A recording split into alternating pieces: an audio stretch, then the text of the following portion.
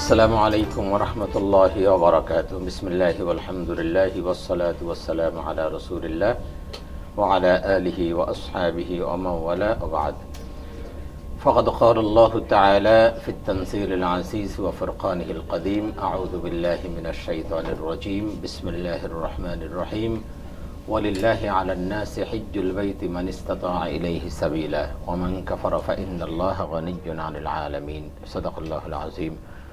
وقال رسول الله صلى الله عليه وسلم من حج لله فلم يرفث ولم يفسق رجع كيوم ولدته أمه متفق عليه।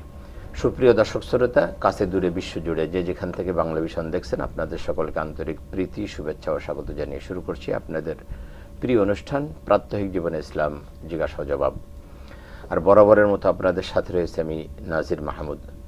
দর্শক, আপনারা অবগত আছেন যে প্রতি বৃহস্পতিবার ঠিক এই সময় আমরা আপনাদের সামনে উপস্থিত হই, সমসাময়িক গুরুত্বপূর্ণ এবং জীবন ঘনিষ্ঠ কোনো বিষয় নিয়ে আলোচনা করি এবং আপনাদের প্রশ্নের জবাব দিয়ে থাকি। আজ আমরা তেমন একটি গুরুত্বপূর্ণ বিষয় নিয়ে আলোচনা করব, আর তা হলো হজ্জের গুরুত্ব এবং ফজিলত। আমরা সবাই জানি হজ্জের মাস শুরু হয়েছে। হজ্জের মাস হলো শাওয়াল, জিলকাদা, দিলহজ্জা। তো শাওয়াল মাসটা আসলে প্রায় একদম শেষের পথে, আজকে 28 তারিখ, এবং আগামীকাল থেকে আমাদের দেশ থেকে ইনশাআল্লাহ হজের ফ্লাইট শুরু হবে। সুতরাং হজ নিয়ে আমাদের কিছু কথা বলাটা এই সময় খুব সমীচীন। সেজন্য আমরা আজকে আলোচনা করব হজের গুরুত্ব এবং ফজিলত, অপরিসীম ফজিলত। আমরা সেই বিষয়গুলো নিয়ে ইনশাআল্লাহ আলোচনা করব।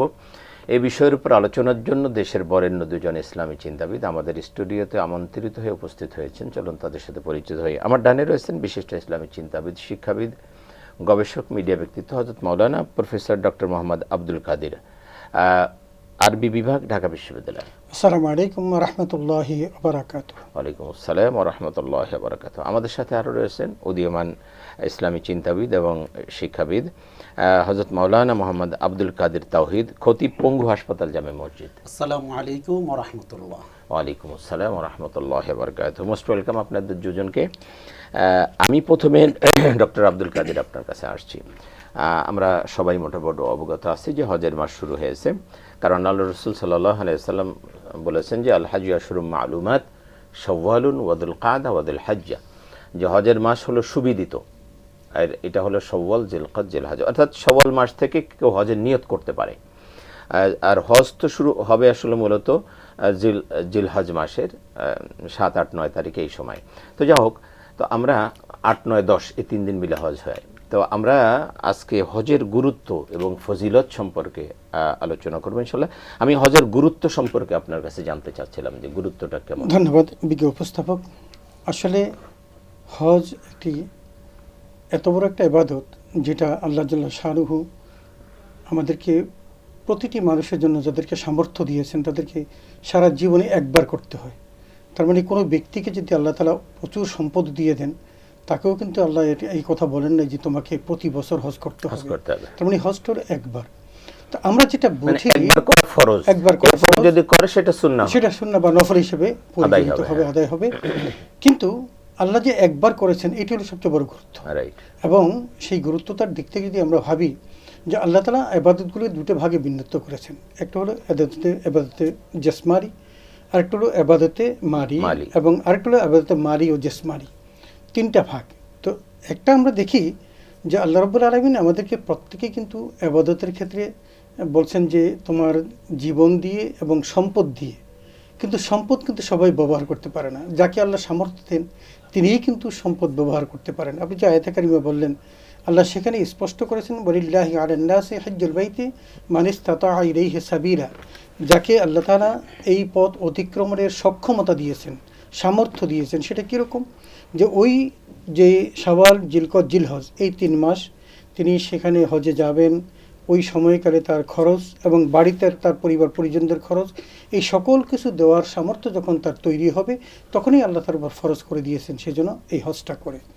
এখন এই আল্লাহ তাআলা তাকে যখন সামর্থ্য দিবেন, তখন একদিকে তার শারীরিক সক্ষমতাও থাকতে হবে, অন্যদিকে তার আর্থিক সক্ষমতাও থাকতে হবে। রাসূল আকরাম সাল্লাল্লাহু আলাইহি ওয়াসাল্লাম বলছেন, মান আরাদাল হজ্জ ফালিউআজ্জিল। কেউ যদি হজের ইচ্ছা করে, তাহলে সেটা খুব দ্রুত করে। কারণটা হলো, নবীজি হাদিসের অন্য অংশে বলছেন যে এই কারণে যে হয়তো সে অসুস্থ হয়ে যেতে পারে, অথবা তার বাহন হারিয়ে যেতে পারে, অথবা অন্য কোনো এমন রিজন তার দাঁড়িয়ে যেতে পারে যে রিজনে তিনি আর হজ করতে পারলেন না। এখন তার উপর যে হজটা ফরজ হলো এটা কিন্তু আর রহিত হচ্ছে না, এটা থেকেই যাচ্ছে। কোনোদিন যদি তিনি এটা আদায় করে না যেতে পারেন তাহলে কাল কিয়ামতের মাঠে তাকে এই ফরজ তরকের কারণে তাকে জবাবদিহি করতে হবে এবং তাকে শাস্তি পেতে হবে।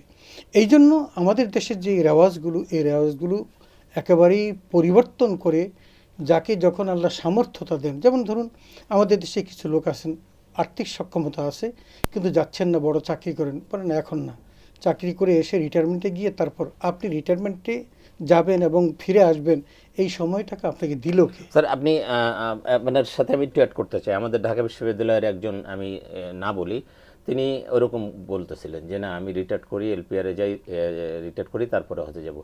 ঠিক যে বছর উনি রিটায়ার করবেন ওই বছরই, মানে রিটায়ার করার আগে উনি মারা গেছেন। তাহলে এই যে অথচ তার উপর হজ ফরজ হয়েছে কিন্তু আরো 10 বছর আগে, হজ ফরজ হয়ে গেছে তার উপরে আরো 10 বছর আগে। তিনি হজে না যেয়ে কি করতেছেন যে আমি রিটায়ার করি তারপরে যাব, অথচ রিটায়ার করার আগেই তিনি মারা গেলেন। এই জায়গাটাই তো স্পষ্ট যে আল্লাহ রাব্বুল আলামিন মৃত্যুরে তো কাউকে বলে করে দেন না এবং এটার নির্ধারিত কোনো সীমাও নাই। ইদা আজালুহুম লা ইস্তাখিরুনা সাআতান ওয়া লা ইস্তাকদিমুন, যে আজাল শব্দটা ব্যবহার করেছেন, আজালটা হলো একটা নির্ধারিত সীমা। আল্লাহ রাব্বুল আলামিন কাকে কতদিন সীমা দিয়েছেন এটা আপনি আমি কেউ জানি না। এখান থেকে বাসা ফুটতে পারবো এই নিশ্চয়তাটুকু আমাদের কাছে নাই।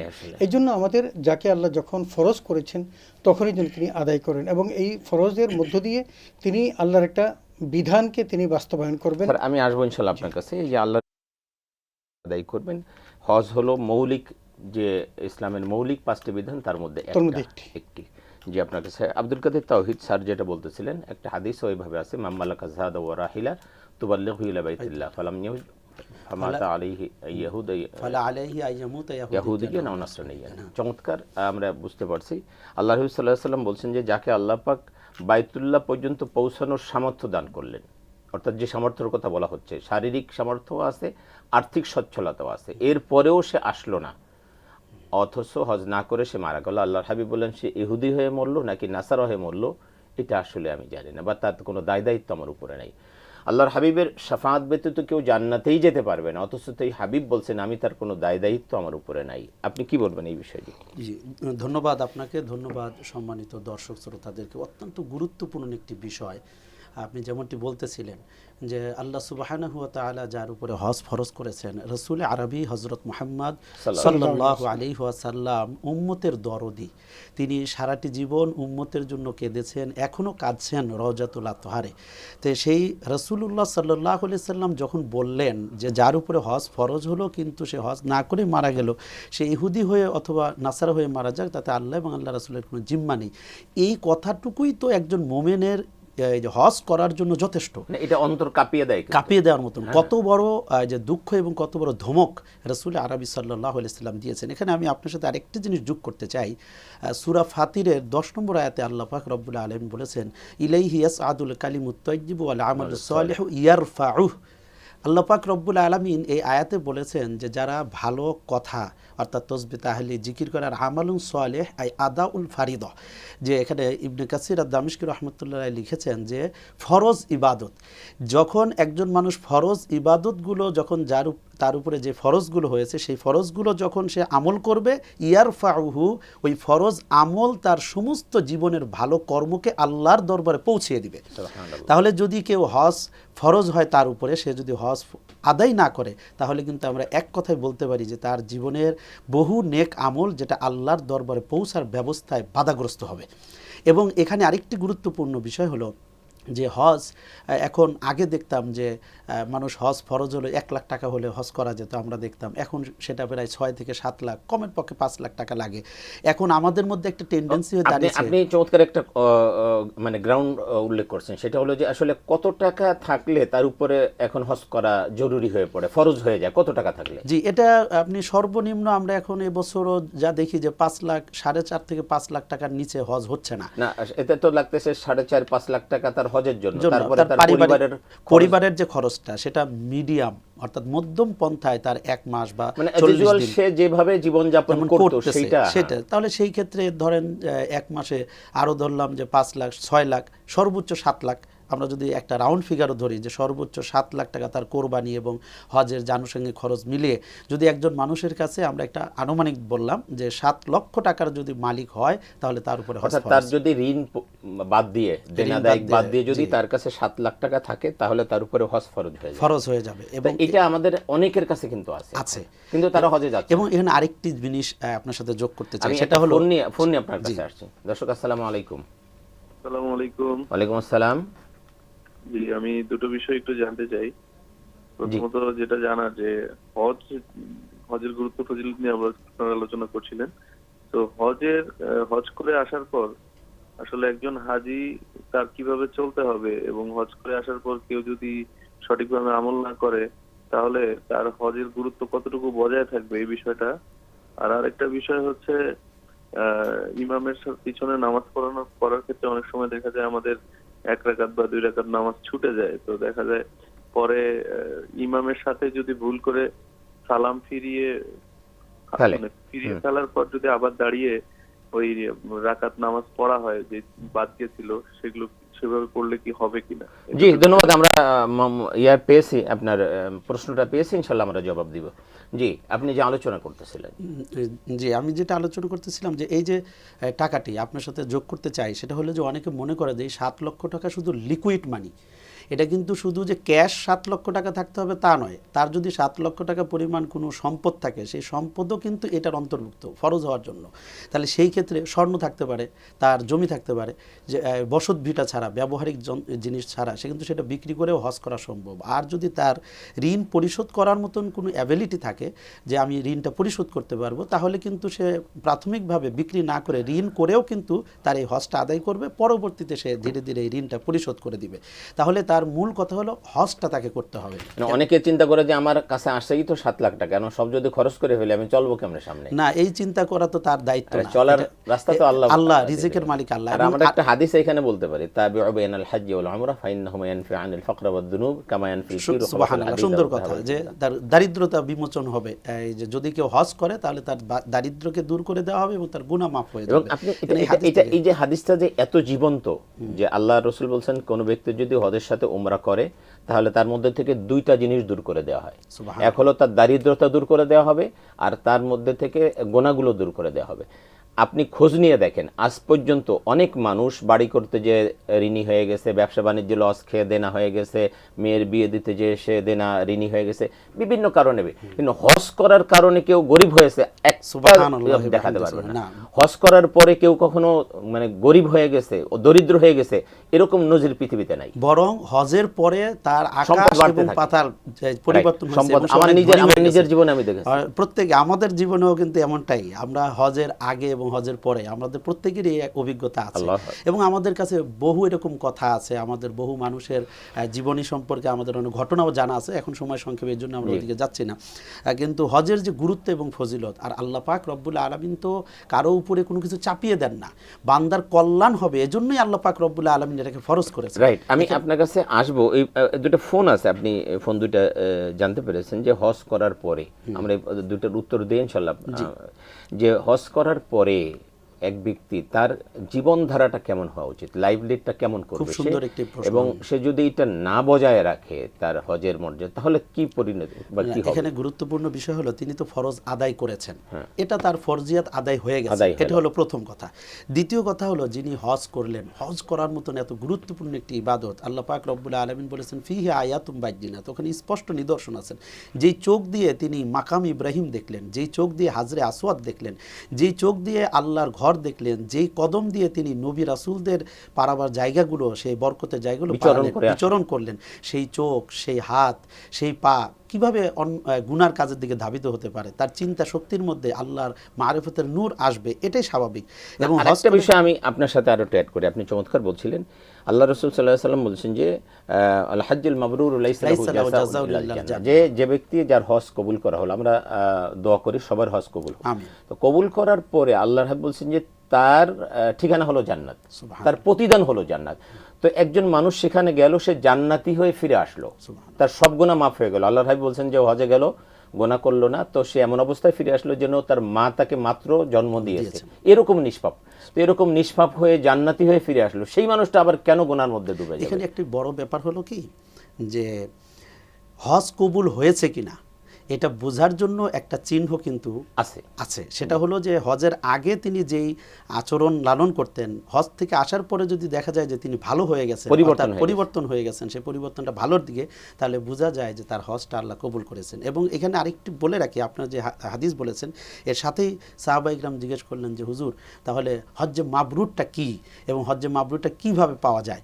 রাসূল আরবি সাল্লাল্লাহু আলাইহি ওয়াসাল্লাম বলেন যে ইতআমুত তুআম তিবুল কালাম, যে হজটা মাবরুর হয় যদি হজে গিয়ে একজন মানুষ সুন্দর কথা বলে এবং মানুষকে খাবার খাওয়ায়। তাহলে মানুষকে খাবার খাওয়ানো এবং সুন্দর কথা বলার দ্বারা হজ্জে মাবরুর অর্জিত হয়। এবং এই হজ থেকে আসার পরে প্রত্যেকটি মানুষের দায়িত্ব হলো সেই কাবা ঘরের হুরমত, তিনি আগে হিংসা করতেন, এখন হিংসা করবেন না, গীবত করতেন, গীবত করবেন না, মিথ্যা বলতেন, ঘুষ খাবে না, সুদ খাবে না, মানুষকে ক্ষমা করে দেওয়ার যে একটা মহত্ব সেটা তিনি পাবেন। এবং আল্লাহ পাক রব্বুল আলামিনের ঘর জিয়ারত করার যে একটা বরকত সেটা তিনি হৃদয় দিয়ে ফিল করবেন এবং বাকি জীবন সব সময় আল্লাহকে কেন্দ্রবিন্দু করেই তার জীবনটাকে পরিচালনা। আচ্ছা, আরেকটা প্রশ্ন আছে যে যদি নামাজে, হ্যাঁ সুন্দর একটা প্রশ্ন, বুঝতে পেরেছি, নামাজ ছুটে যায়, দুই রাকাত চার রাকাত নামাজে মাসবুক হলে ইমামের সাথে যদি তিনি সালাম ফিরিয়ে ফেলেন, অর্থাৎ ইমাম যখন সালাম ফিরাবেন তিনি তখন সালাম ফিরাবেন না, এটাই ছিল কথা। যদি তিনি সালাম ফিরিয়ে ফেলেন সমস্যা নেই, সালাম ফিরানোর পরপরই উনি দাঁড়িয়ে যাবেন এবং যে নামাজগুলো তিনি ছুটে গিয়েছেন মাসবুক হয়েছেন ওগুলো পড়ে দিলে হয়ে যাবে, নামাজ হয়ে যাবে। জি, চমৎকার বলছিলেন। আমি ডক্টর আব্দুল কাদের আপনার কাছে আসছি। আমরা হজ সম্পর্কে যদি আসলে আলোচনা করি, দীর্ঘ আলোচনা রয়েছে। হজের শুরু হয়েছিল সে আদম আলাইহিসসালাম থেকে শুরু হয়েছিল, আদম আলাইহিসসালাম থেকে। এবং আমরা যদি বর্তমানের যে হজের সিস্টেমটা দেখি, এটা মুসলিম জাতির পিতা ইব্রাহিম আলাইহিসসালাম থেকেই মূলত প্রবর্তিত হয়। এবং ইব্রাহিম আলাইহিসসালাম যখন বাইতুল্লাহ পুনর্নির্মাণ করলেন তার সন্তান ইসমাইল আলাইহিসসালামকে সাথে নিয়ে, তখন আল্লাহ বললেন তুমি আজান দাও, সারা বিশ্বের মানুষকে আহ্বান করো। ওয়াআযযিন ফিন-নাস বিল হাজ্জি ইয়াতুকা, সূরা হজের মধ্যে আল্লাহ বলছেন ওয়াআযযিন ফিন-নাস বিল হাজ্জি ইয়াতুকা রিজালান ওয়া আলা কুল্লি দামির ইয়াতিনা মিন কুল্লি ফাজ্জিন আমিক, যে তুমি আজান দাও। তো ইব্রাহিম আলাইহিস সালাম বলেন যে আল্লাহ আমার এখানে তো কেউ নেই, আমি এখানে আজান দেবো, কে শুনবে? আমি আসলে আমার স্ত্রী আছে, কয়েকজন মানুষ আছে, তো এটা তো বিশ্ববাসী শুনবে না। বলে তুমি আজান দাও, আর মানুষ কিয়ামত পর্যন্ত মানুষের কানে পৌঁছে দেওয়ার দায়িত্ব হলো আমার। আল্লাহু আকবার।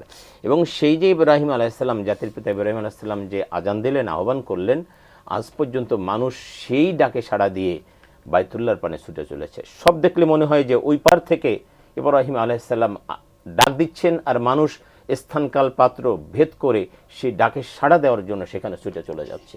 অবস্থাটা এরকম মনে হয় আমার কাছে।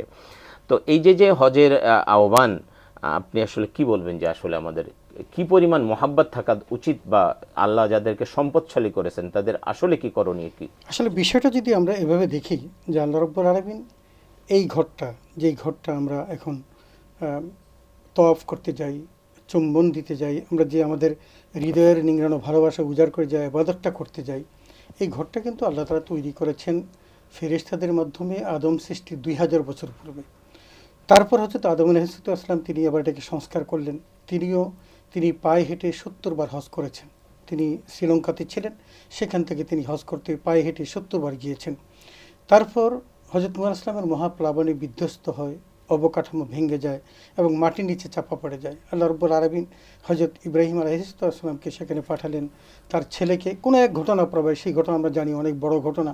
সেখানে হযরত ইসমাইল আলাইহিস সালাম গেলেন, বিবি হাজেরা গেলেন। হযরত ইসমাইল আলাইহিস সালাম যখন একটু বড় হলেন তখন ইব্রাহিম আলাইহিস সালাম আবার সেখানে আসলেন। আল্লাহ কাবা ঘরের ভিত তাকে দেখিয়ে দিলেন, সেখানে তিনি কাবা ঘর তৈরি করলেন। যেমন ইতিহাস কোরআন কারীম তো বলছে ওয়াইজ ইয়ারফাউ ইব্রাহিমুল কাওয়াইদ মিনাল বাইত ওয়া ইসমাইল। এখানে 3টা আয়াত যে আছে, এই 3টা আয়াতের মধ্যেই কিন্তু তার প্রকৃষ্ট প্রমাণ। এখন প্রশ্ন হলো যে আল্লাহ রাব্বুল আলামিন প্রথম ঘর ইন্না আউওয়ালা বাইতিন উদিয়া লিন-নাস লাল্লাযী বিবাক্কাতা মুবারাকাও ওয়া হুদাল লিল আলামিন, এই ঘরটা কিন্তু এখনকার নয়, আদম সৃষ্টির 2000 বছর পূর্বের সেই ঘরটা ফেরেশতাদের মাধ্যমে তৈরি করলেন। আদম সংস্কার করলেন, ইব্রাহিম আলাইহিস সালাম করলেন, জুরহুম গোত্র করলেন, ফেরেশতারা করলেন, কুরাইশ বংশ করলেন। আজকে যে অবকাঠামো দেখছি, এই সকল কিছু তো একটা ঘরের একটা জায়গাতেই আছে, ভিত কিন্তু পরিবর্তন হয় না, একই ভিতের উপর আছে। তো এই যে হযরত ইব্রাহিম আলাইহিস সালাম যখন করলেন, যেটা আমরা যেহেতু জাতির পিতা হিসেবে তাকে মানি, তিনি যখন তৈরি করলেন, আল্লাহ রাব্বুল আলামিন তৈরি করার পর তাকে বললেন ওয়াতিন ফিন্নাতি বিল হজ্জ ইয়াতুকা রিজালান ওয়া আলা কুল্লি দাওয়ামিরিন ইয়াতিনা মিন কুল্লি ফাজ্জিন আমিক। এই যে আহ্বানটা ছিল আল্লাহর পক্ষ থেকে, যে তুমি জানিয়ে দাও। ইব্রাহিম বললেন আমি কাকে জানাবো, কোনো লোকজন নাই, জনমানবী প্রান্তরের মধ্যে আমি কোথায় জানাবো। আল্লাহ বলেন তুমি বলে দাও। তিনি বললেন ইয়া আইয়ুহান্নাস কুতিবা আলাইকুমুল হাজ্জু ইলা বাইতিল আতিক ফাআজিবু রাব্বাকুম। তিনি ওই সময়কালে কিন্তু বলে দিয়েছিলেন, হে আমার মানুষেরা, আল্লাহ রাব্বুল আলামিন তোমাদের উপর তার প্রিয় পুরাতন ঘরটিকে ইবাদত করার জন্য তিনি ফরজ করেছেন, তোমরা আসো, আমার আহ্বানে সাড়া দাও। আজকে আমরা যে বলি লাব্বাইক আল্লাহুম্মা লাব্বাইক, লাব্বাইক লা শারীকা লাক লাব্বাইক ইন্নাল হামদা ওয়ান নি'মাতা লাক ওয়াল মুলক লা শারীকা লাক, ওই যে ইব্রাহিম আলাইহিস সালাম আহ্বান করেছিলেন, আল্লাহ রাব্বুল আলামিন পৃথিবীর আনাচে কানাচে এমনকি রুহের জগতে পর্যন্ত তার এই আহ্বানটি, তার এই আওয়াজটি পৌঁছিয়ে দিয়েছিলেন। এবং যারা শুনেছেন তারা এখনও সেই বাইতুল্লাহিল হারামের চত্বরে এসে আল্লাহকে জানান দেয়, বলেন লাব্বাইক আল্লাহুম্মা লাব্বাইক, হে আল্লাহ আমি হাজির। এই যে আমি উপস্থিত হয়েছি, তোমার নবী হযরত ইব্রাহিম ডাক দিয়েছিল, আমি শুনেছি, কিন্তু আল্লাহ আমাকে এখন সক্ষমতা সামর্থ্য দিয়েছে, আমি এসেছি। এটা হলো একটা দিক। 2 নম্বরটা হলো আমরা যখন এহরামের কাপড়টা পরি, এহরামের কাপড় পরা মানে একজন মানুষ জীবন মৃত, তার মানে মানুষটা জীবিত কিন্তু মৃতের সমস্ত বেশভূষা তার মধ্যে আছে, তার মাথার মধ্যে কোনো পোশাক নেই, পায়ে চটি জুতা। সে একজন অনেক বড় সম্পদশালী ব্যক্তি, কিন্তু গরিব, এবং তার মধ্যে পার্থক্য করার কোনো ব্যবস্থা নেই। একটা কাপড় পরিধান করা এবং একটা গায়ে দেওয়া, এই যে অবস্থার মধ্যে, এটাই তো তাকে আগ্রহান্বিত করে যে আমার আর কিচ্ছু নেই, অর্থবিত্ত বৈভব যা ছিল দেশে রেখে এসেছি, এখন যেই অবস্থায় আছি এই অবস্থায় যদি আমি চলে যাই তাই আমি সন্তুষ্ট। এই যে তার মধ্যকার ভিতরের যে অনুভূতিটা, যেটা আপনি বললেন, যে মনে হচ্ছে যেন ইব্রাহিম এখনও ডাকছে আর আমি তার ডাকে সাড়া দিয়ে আমি কাবার চত্বরে ঘুরে বেড়াচ্ছি এবং আল্লাহকে জানান দিচ্ছি, হে আল্লাহ আমি হাজির, তোমার প্রশংসা, তোমার কিবরিয়ত, তোমার মিল্কিয়ত, সকল কিছু তোমার জন্য। এই যে জানান দিয়ে আমি আমার আহ্বানটাকে রবের কাছে অপনোদন করে দিচ্ছি, সেটাই আমার জন্য সবচেয়ে বড়তম একটা ইবাদত। এবং সেই কাজটা করার সাথে সাথে আল্লাহ রাব্বুল আলামিন একজন মানুষ পাপী হিসেবে ওখানে প্রবেশ করেন, কিন্তু তাকে মাগফুরান, একদম গুনাহ মুক্ত করে আবার সেখান থেকে বের করেন। এই জন্য রাসূল আকরাম সাল্লাল্লাহু আলাইহি ওয়াসাল্লাম যেটা বলছেন, মান তাওফা বিল বাইতি সাবান ওয়া সাল্লা খালফাল মাকামি রাকাতাইন ওয়া শারবা বিমাইন তাম্মান গাফারাল্লাহু জামিআহু কুল্লাহা। এই যে স্পষ্ট বলেছেন, কেউ যদি আল্লাহর ঘরটা 7 বার তওয়াফ করে এবং মাকামি ইব্রাহিমের পিছনে 2 রাকাত নামাজ পড়ে অতঃপর জমজমের পানি পান করে, আল্লাহ তাকে নিষ্পাপ একেবারে সমস্ত গুণামুক্ত করে দেন। এত বড় ফজিলতপূর্ণ ইবাদত তো আর দ্বিতীয়টা হতে পারে না। তাহলে একটা পেলাম আমরা গুণামুক্ত করি, আরেকটা হলো জান্নাত পাওয়ার সবচেয়ে বড় মাধ্যম। এটা আল হাজ্জুল মাবরুর লাইসা লাহু জাযাউন ইল্লাল জান্নাহ। এখানে আল্লাহ তাআলা জান্নাতের গ্যারান্টি দিয়েছেন। আমরা যখন হজে যাব এবং ফালা ইয়ারফুস ওলা ইয়াফসুক রাজাকা ইয়াউমিন ওয়ালাদাতহু উম্মুহু, তাহলে এমন একটা অবস্থা যদি আমরা তৈরি করতে পারি, আমাদের হাজী সাহেবগণ যদি যেতে পারেন এবং সেভাবে যদি ফেরত আসতে পারেন, তাহলে তাকে নিয়ে কারো দুশ্চিন্তা করার প্রয়োজন নেই। সমাজ থেকে অ্যাকসেপ্ট করবে এবং সমাজের কাছে সে একজন গ্রহণযোগ্য ব্যক্তিত্ব হিসেবে পরিগণিত হবে।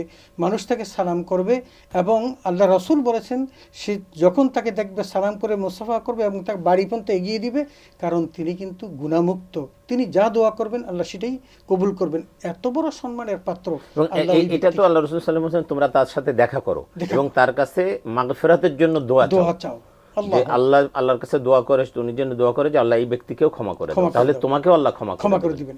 হজ তো আমাদের সবার উপরে ফরজ না, শুধুমাত্র যাদেরকে আল্লাহ পাক তৌফিক দিয়েছেন তাদের জন্য ফরজ। যাদেরকে আল্লাহ পাক সম্পদ দিলেন তাদের তো শুকরিয়া আদায় করা দরকার, শুকরিয়া দান হলেও তো দৌড়ে যাওয়া দরকার যে আল্লাহ পাক আমাকে এত সম্পদ দিলেন, অন্যকে তো দেন নাই, তাই না? তো যাদেরকে দেয় নাই আল্লাহ পাক আমাকে দিয়েছেন, সুতরাং আমার তো আগে শুকরিয়া আদায় করা দরকার যে আমি দ্রুত হজে যাই। অনেকে আছে যে আমরা হজ ফরজ হয়ে গেছে আরো 10-20 বছর আগে, কিন্তু হজ করছে না, দেরি করতেছে।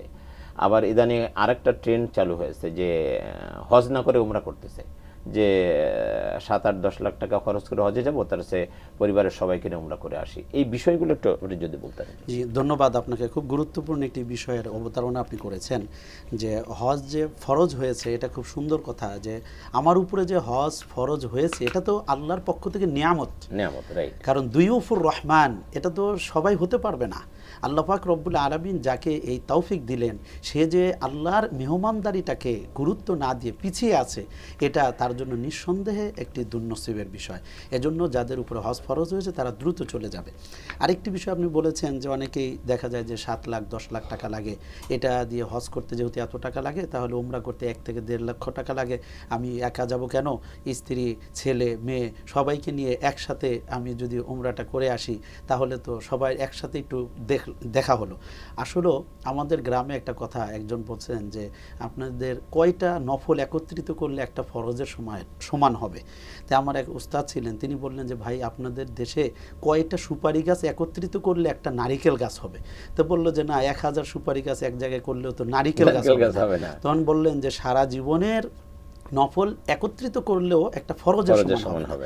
কাজে আমরা যে নফল উমরা করলাম, এই নফল উমরার দ্বারা কখনো হজের হুরমত আদায় হবে না। আল্লাহ পাক রব্বুল আলামিন, হজ হলো মানুষের উপরে ফরজ, উমরা তো তার উপরে ফরজ না, এটা সুন্নাহ আমল, নফল আমল। এখানে একটা গুরুত্বপূর্ণ বিষয় হলো, আপনি দেখেন যত মানুষ এই পর্যন্ত হজ করে আসছে তাকে যদি জিজ্ঞেস করা হয় যে আপনি হজের অনুভূতিটা শেয়ার করেন, প্রতিটি মানুষই কিন্তু কিছুক্ষণ বলার পরে বা অনেকক্ষণ বলার পরে একে তো তার কথা শেষ হতে চায় না, দ্বিতীয়ত সে একটা পর্যায়ে এসে বলে যে ভাই না গেলে বোঝা যাবে না। আল্লাহ পাক রব্বুল আলামিন কিন্তু এই কথাটা কোরআনে বলেছেন, লিয়াশহাদু মানাফিআ লাহুম। এই যে শাহিদ অর্থাৎ সাক্ষ্য দেওয়া, আমরা জানি যে সাক্ষ্য কে দেয়, যিনি জেসমিভাবে অর্থাৎ শারীরিকভাবে চাক্ষুষভাবে একটা জিনিস দেখেন, তিনি কিন্তু সাক্ষী দাতা।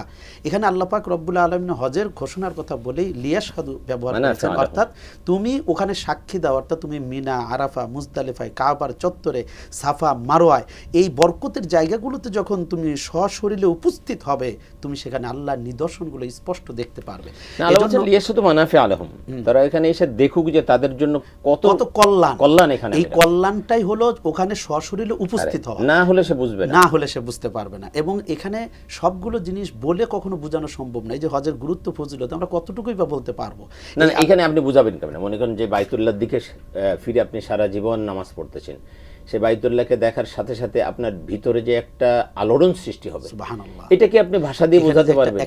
এটা কোনো কবি সাহিত্যিক বুঝাইতে পারবে, কোনো আলেম অস্করে বুঝাইতে পারবে? এটা বোঝানো যাবে না, এটা অনুভব করতে হবে, এটা রিয়ালাইজ করতে হবে। আল্লাহ বলেন লিয়াশহাদু মানাফিআ লাহুম, তাদের এইখানে এসে দেখা উচিত যে কত কল্যাণ তাদের জন্য। মনে করেন যে রাসূলের মহব্বত আপনার অন্তর ভরা, সেই রাসূলের রওজার পাশে দাঁড়িয়ে আপনি যখন সালাম দিবেন, রাসূল রওজা থেকে সালামের উত্তর দিবেন, এইখানে যে অনুভূতি, এটা কি কেউ বুঝাইতে পারবে আপনাকে? এটা কোনো সাহিত্য দিয়ে বোঝানো যাবে না, কোনো ওয়াজ দিয়ে বোঝানো যাবে না। আরেকটা জিনিস আপনি দেখেন, আপনার সাথে অ্যাড করে সুন্দরভাবে বলেছেন আপনি, যে যারা হজ করেনি তাদেরকে কিন্তু অনেক বুঝাতে হয়, তাদেরকে বলতে হয়, ওয়াজ করতে হয়, কিন্তু যারাই একবার হজ করেছে তারা কিন্তু আরেকবার যাওয়ার জন্য পাগল পারা হয়ে যায়। আমি এমন মানুষ আজ পর্যন্ত পাই নাই যারা একবার বাইতুল্লাহ দেখছে দ্বিতীয়বার যাওয়ার জন্য সে উদ্গ্রীব নয়, এমন মানুষ আমি পাই। এবং টাকা কিন্তু তখন আর তার কাছে কোনো বিষয় না, সে জমি বিক্রি করতেছে যেভাবেই হোক, এবং টাকা ম্যানেজ হচ্ছেও। আরেকজন হাজী সাহেব আমাকে বলেছেন যে হুজুর, আমি যতবার গিয়েছি এই হজে যত টাকা খরচ করেছি, এই টাকা কোনোটাই আমার বকেয়া থাকে নাই, সব আরো বেশি করে আল্লাহ তাআলা আমাকে ফিরিয়ে দিয়েছেন। এবং আল্লাহ পাক রব্বুল আলামিনের হাবিব বলেছেন যে হজ করলে তোমার দারিদ্রতা বিমোচন হয়, শতভাগ নিশ্চিত। এখন যারা হজ করেনি তারা মূলত ভয় পায়, মনে করে ৮০-৭ লাখ খরচ করে ফেলবো, তাহলে তো আমি গরিব হয়ে যাব। প্রশ্নই আসে না। আপনি পৃথিবীর শ্রেষ্ঠ মানব, রসুলদের রসুল, যার কথা কোনো মিথ্যা বলার কোনো সুযোগ নেই, সেই রসুলের কথা আপনি যদি বিশ্বাস করেন অবশ্যই আপনি লাভবান হবেন। এখানে গুরুত্বপূর্ণ বিষয় যে হজ করাটা অত্যন্ত জরুরি। আরেকটি বিষয় হলো যে 7 লাখ টাকা কেন, আমি বলবো যে যদি 7 কোটি টাকা হলেও 7 কোটি টাকাও যদি লাগে হজ ফরজ হয়, তাতেই বা আমার ক্ষতি কি? আল্লাহ যেদিন 7 কোটি দিবেন সেদিন আমার হজ ফরজ, আমি আল্লাহর টাকা আল্লাহর জন্য ব্যয় করব, আমার নিজের জন্য, এবং এটা আখিরাতে জমা হবে। যে একটা ফোন নিয়ে আপনার কাছে আসে। দর্শক আসসালামু আলাইকুম। হ্যালো, আসসালামু আলাইকুম। ওয়ালাইকুম আসসালাম। জি, কে বলছেন, কোথা থেকে বলছেন? ইকরামুল হক। জি, ইকরাম ভাই, আপনার প্রশ্ন। জি, আমার প্রশ্ন হচ্ছে জোহর সালাত তো যেটাই করি, হ্যাঁ, এখন জোহর সালাত, দুপুর জোহর সালাত, হ্যাঁ, তার আগে দুপুর 12:30 কি আমি নফল সালাত করতে পারবো? আচ্ছা, ঠিক আছে, করা যাবে কি না? হ্যাঁ, ঠিক আছে, আপনি আমাদের সাথে থাকুন, আমরা জবাব দেব ইনশাআল্লাহ। জি জি, উনি যে আলোচনায় ছিলেন, যে আলোচনায় ছিলাম যে এই হজটা যে ফরজ, এই ফরজ ইবাদতটা যদি 7 কোটি টাকাও লাগে তাতেও সমস্যা নেই, কারণ আল্লাহ তাআলা যেদিন আমাকে এটা তৌফিক দিবেন বুঝে নিতে হবে সেদিন আল্লাহ আমাকে কবুল করেছেন। তাহলে তো প্রত্যেকটি মানুষের এই আশা আকাঙ্ক্ষা থাকা উচিত যে আল্লাহ তুমি আমাকে ডাক দাও, আমাকে। আপনি যখন বলছেন যে এটা কবুল করেছেন, এটার আরেকটা কথা আমি বলি, আসলে টাকা থাকলেই সবাই যেতে পারে না। মসজিদের দরজা সবার জন্য খোলা থাকে, সবাই কিন্তু মসজিদে প্রবেশ করতে পারে না। শুধুমাত্র আল্লাহ পাক যাদেরকে পছন্দ করেন, ভালোবাসেন, তারাই মসজিদে আসতে পারে। টাকা আল্লাহ অনেকরে দেন, কিন্তু সবাই বাইতুল্লাহ যেতে পারেন না। দেখবেন অনেক মানুষ আছে বছরে 2 বার 3 বার আমেরিকা, ইউরোপ যাচ্ছে, থাইল্যান্ড যাচ্ছে, অমুক যাচ্ছে, তমুক যাচ্ছে, কিন্তু জীবনে বাইতুল্লাহতে যাওয়ার সুযোগ তাদের হয় না, কারণ আল্লাহ পাক তাকে ওই জন্য কবুল করেন নাই। শুধুমাত্র আল্লাহ যাদেরকে তার মেহমান হিসেবে কবুল করবেন, আল হাজ্জুল উমরাউ আফদুল্লাহ, হাজিরা উমরাকারীরা আল্লাহর সম্মানিত মেহমান, সম্মানিত মেহমান। সুতরাং আল্লাহ পাক যাদেরকে তার সম্মানিত মেহমান হিসেবে কবুল করবেন, শুধু তারাই ওখানে যেতে পারবে, আদারওয়াইজ যেতে পারবে না। আরেকটা ছোট্ট কথা বলি, আমার সাথে একজন হজ করেছেন, তিনি হজের আগে উনি একটি জমি বিক্রি করবেন, 18 লাখ টাকার উপরে দাম হয় না, কিন্তু উনি চিন্তা করলেন যে বাড়ির একটা কাজ ধরবো, এটা বিক্রি করে দিয়ে ঠিক আছে হজটা আগে করি তারপরে বাড়ি করব। তিনি হজ থেকে যেদিন আসছেন 40 দিনের মধ্যেই তিনি প্রথম অফিসে গেছেন, সেই জমি বিক্রি করছেন 27 লক্ষ টাকায়। তিনি বললেন যে আমি যে হাজব্যান্ড ওয়াইফ 2 জন গিয়েছি, তখন 6 লক্ষ টাকা খরচ হয়েছে, আসতে না আসতে আমার 7 লক্ষ টাকা বেশি আল্লাহ পাক রব্বুল আলামিন দিয়ে দিয়েছেন। এবং এরকম বহু মানুষের ঘটনা আমার জানা আছে এবং আমাদের সাথে শেয়ার করে। তাহলে এবং আমরা তো নিজেরাও তো এগুলো এটা সাক্ষী। তাহলে এইটা যারা হজ করেন আসলে তাদেরকে আর কিভাবে আমরা বুঝাতে পারি।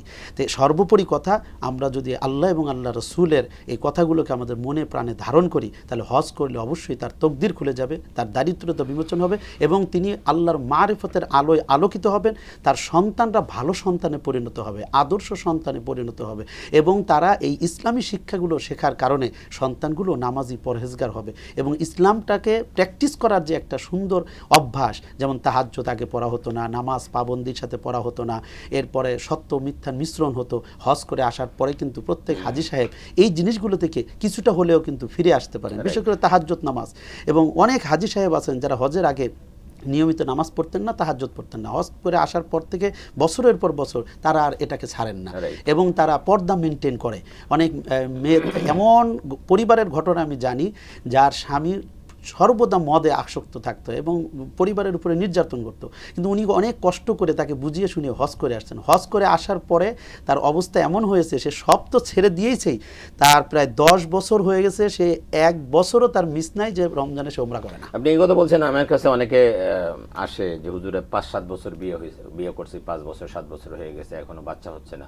আমি বললাম শীঘ্র উমরায় চলে যান, দ্রুত উমরায় যান, কারণ বাইতুল্লাহ এবং ওই অঞ্চলে যে দোয়া করলে ওই দোয়া আল্লাহ ফেরত দেন না। তো আপনার স্বামী স্ত্রী আল্লাহ এবিলিটি দিয়েছে, স্বামী স্ত্রী দুজনে মিলে ওইখানে যান, ওইখানে যে দোয়া করেন, আল্লাহর কাছ থেকে চেয়ে নেন, আল্লাহর কাছ থেকে সন্তান চেয়ে নেন। তো বহু এরকম দেখেছি যে সত্যি ওইখানে যাওয়ার পরে তারা দোয়া করছে, আল্লাহ রাব্বুল আলামিন তাদেরকে সন্তান দান করেছেন। এরকম বহু নজির আমার কাছে। আমি আপনার কাছে আবারও আসবো, একটা ফোন নিয়ে আসবো। দর্শক আসসালামু আলাইকুম। জি হ্যালো, আসসালামু আলাইকুম রাহমাতুল্লাহ। ওয়ালাইকুম আসসালাম ওয়া রাহমাতুল্লাহ। ভাই কে বলছেন, কোথা থেকে বলছেন? আমি প্রফেসর মামুন বলছি, মিরপুর থেকে। জি মামুন ভাই, আপনার প্রশ্ন। আমি আসলে হজ সম্পর্কে না, নামাজ সম্বন্ধে প্রশ্ন করতে চাই। জি বলেন। আমি যখন মসজিদে জোহরের নামাজ পড়তে দাঁড়াই ইমামের পিছনে, প্রথম রাকাত যদি মিস করি, তো দ্বিতীয় রাকাতে আমি ধরেন সূরা কুল হুয়াল্লাহ পড়লাম বা সূরা ফিল পড়লাম। যখন হুজুর নামাজ শেষ করবেন, আমি আবার প্রথম রাকাত পড়ার জন্য দাঁড়াবো, তখন যে সূরা ফাতিহার সাথে সূরাটা পড়বো, সেই সূরাটা কি সূরা ফিলের সিনিয়র হবে না পরে হবে, পরের সূরাটা? না, আপনি যখন ইমামের সাথে দাঁড়ালেন তখন তো আর আপনি পড়বেন না, তখন তো ইমাম সাহেব পড়বে, তখন তো আর আপনি কিরাত পড়বেন না। না, জোহর এবং আসরে। হ্যাঁ, জোহর আসরে আপনি কিরাত পড়বেন না। আপনি কিরাত পড়বেন কেন? আপনি তো কিরাত তো ইমাম সাহেব পড়বে, আপনি তো শুধু পিছনে দাঁড়াবেন। জোহর আসর যে কোনো সময় ইমামের পিছনে মুক্তাদি কিরাত পড়বে না। সে কিরাত যদি উচ্চ স্বরে হোক অথবা নিম্ন স্বরে হোক, সর্বদা কিরাআতুল ইমামে কিরাআতুল মুক্তাদি, ইমাম সাহেবের কিরাতই মুক্তাদির জন্য কিরাত। সুতরাং আপনি জোহর হোক অথবা আসর হোক, আপনি যখন ইমামের পিছনে দাঁড়িয়েছেন তখন আপনি কেরাত পড়বেন না। হ্যাঁ, কোনো কোনো মাযহাব মতে শুধুমাত্র সূরা ফাতিহা, যেটা শোনা যায় না, আপনি শুনতে পাচ্ছেন না জোহরে আসরে, তখন কেউ কেউ বলেছেন যে সূরা ফাতিহা পড়তে পারেন। কিন্তু আমাদের ইমাম মানে হানাফি মাযহাব মতে সূরা ফাতিহাও পড়তে হবে না, শুধুমাত্র আপনি দাঁড়িয়ে থাকবেন। সুতরাং আপনি কোনো সূরা পড়বেন না। এখন আপনি বলতে পারেন যে ইমাম সাহেব কোন সূরা পড়ছে, এটা তো আপনি জানেন না। সেক্ষেত্রে মাসআলা কি হবে, আমরা ইনশাআল্লাহ বিষয়টা নিয়ে আলোচনা করব। ডক্টর আব্দুল কাদের স্যার, আমাদের আরো একটা প্রশ্ন ছিল, একরার প্রায় প্রশ্ন করেছিলেন যে জোহরের রক্ত বা আমরা জোহরের নামাজ পড়ি মনে করেন 1:01 1:30, তো এর আগে অর্থাৎ সূর্য হেলে যাওয়ার পরে এর আগে আমি নফল নামাজ পড়তে পারবো? আসলে বিষয়টা হলো কি, 3 সময় নামাজ পড়া হারাম। একটা হলো সূর্য উদয়ের সময়, সূর্য একেবারে বরাবর থাকা অবস্থায়, এবং সূর্য যখন অস্তমিত হয়, এই 3 সময় নামাজ পড়া হারাম। তো ওনার সময়টা দেখতে হবে যে উনি যখন নামাজ পড়তে চাচ্ছেন এটা ওই হারাম সময়ের মধ্যে পড়ে কিনা, সূর্য একদম দ্বীপ্রহর কিনা। যদি দ্বীপ্রহর না হয়, জাওয়ালের একটা নামাজ কিন্তু আছে, সালাতে জাওয়াল। ওই জাওয়াল নামাজটা তিনি যখন সূর্য একটু ঢলে পড়বেন তখন তিনি পড়তে পারবেন। আর ইমামের সাথে তো তিনি নামাজ পড়েন, সেটা 1:01 হোক 1টাই হোক, সেটা পড়বেন। কিন্তু অর্থাৎ নফল নামাজ উনি পড়তে পারবেন, কিন্তু খেয়াল রাখতে হবে যেন হারাম সময় না হয়। এটা এতটুকু খেয়াল রাখতে হবে যে সূর্য একদম যখন মাথার উপরে থাকে, অর্থাৎ একদম দ্বীপ্রহর যখন, ঠিক সেই সময় নামাজ পড়া হারাম। 2-3 মিনিট সময়, এটা 2-3 মিনিট বেশি না, এই সময়টা আপনি নামাজ পড়তে পারবেন না। বাদ বাকি জোহরের আগে পরে আপনি নফল নামাজ পড়তে পারবেন, তাতে কোনো সমস্যা নেই। দ্বিতীয় প্রশ্ন মিরপুর থেকে আমাদের অধ্যাপক মামুন ভাই বলেছেন যে প্রথম রাকাত যদি আমার মিস হয়ে যায়, তো এখন নামাজটা কি, উনি বোধহয় বলছেন আমি কেরাত পড়বো, কিন্তু কেরাত আসলে পড়তে হবে না। তো এই বিষয়টা যদি আপনি, আমার মনে হয় সবচেয়ে বেশি ইম্পর্টেন্ট হয় 4 রাকাত নামাজ দিয়ে। আমি 4 রাকাতেই শুরু করি, 4 রাকাতের মাত্র শেষ রাকাতটা তিনি পেলেন, এমত অবস্থায় তিনি কিভাবে শেষ করেন এটা যদি তার জানা হয়, তাহলে বাকিগুলো তিনি বুঝতে পারবেন। এখন তিনি যখন ইমামের সাথে সর্বশেষ নামাজ 1 রাকাত পড়লেন, পড়ার পর তখন সালাম ফিরানোর পরে ইমাম সাহেব তিনি দাঁড়িয়ে গেলেন। দাঁড়িয়ে যাওয়ার পর তার যে নামাজগুলো হবে, টোটাল নামাজটাই হবে একদম তার নামাজের একদম শুরু। এখন তার নামাজের শুরুর মধ্যে কি থাকে, 2 রাকাত আছে তার কেরাত, আর 1 রাকাত আছে কেরাত ছাড়া। তো সেখানে তিনি যেটা করবেন, শুধু ফাতিহা। তিনি প্রথম রাকাতে তিনি সূরা ফাতিহার সাথে কেরাত মিলিয়ে তিনি 1 রাকাত সম্পন্ন করে সূরা তাশাহুদ পড়বেন, এবং সালাম না ফিরিয়ে তিনি আবার দাঁড়িয়ে যাবেন। দাঁড়িয়ে তিনি 1 রাকাত পড়বেন, সূরা ফাতিহার সাথে সূরা মিলাবেন, এবং দ্বিতীয় রাকাত তিনি খালি আলহামদ পড়বেন, এইভাবে শেষ করবেন। এই ক্ষেত্রে ওই যে সূরার যে সিরিয়াল ধারাবাহিকতাটা সেটা রক্ষা করতে হবে। আরেকটা বিষয় হলো, আমাদের ভাই মামুন ভাই যেটা বলেছেন, যদি আপনি এটা জানতেও পারেন যে প্রথম রাকাতে ইমাম সাহেব সূরা কোন সূরা পড়েছে, এটা আপনি জানতে পারতেছেন না, কারণ এটা জানার কথাও না।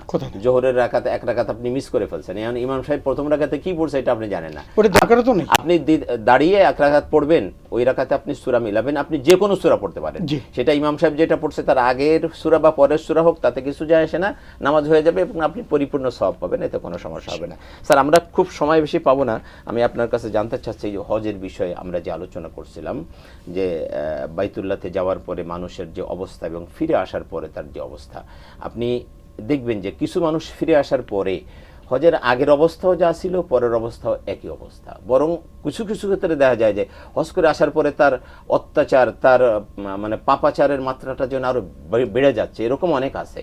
তো এটা কি আপনি সংক্ষেপে যদি একটু বলেন। আসলে বিষয়টা এরকম যে আল্লাহ রাব্বুল আলামিনের কাছ থেকে কবুলিয়তের যে প্রয়োজনটা, সেই কবুলিয়ত এটা আদায় করে নিতে হয়। যেমন দেখেন, হযরত ইব্রাহিম আলাইহিসসালাম এবং তার ছেলে, তারা বাইতুল্লাহ তারা কি করেছেন, তৈরি করেছেন, নির্মাণ করেছেন।